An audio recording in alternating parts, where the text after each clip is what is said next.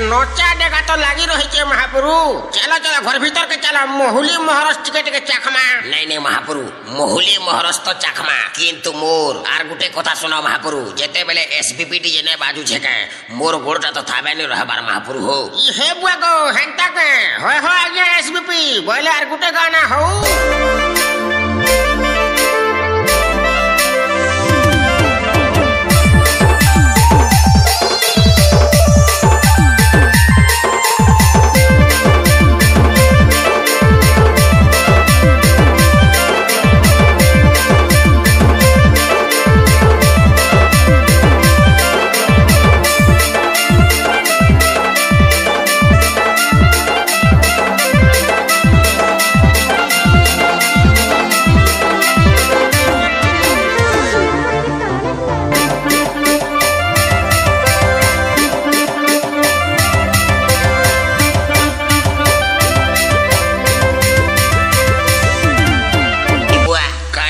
संदी तुम्हें भी देखो तो एक बारी रसो रसो कादू छजी एकदम मुंह के उतरे दे छ बुतरी जीवार बेलनी आर काना कहमी संदी तमके मोर दुखर कथा तमर संदन के सोर करी करी महापुरु घुरी जाऊ छे मथा काना के गुलगुला है सो संदी ए बाबू उदे बजा तेरे वा नचा डेगाटा पदी माइंड के फेरे सेबा।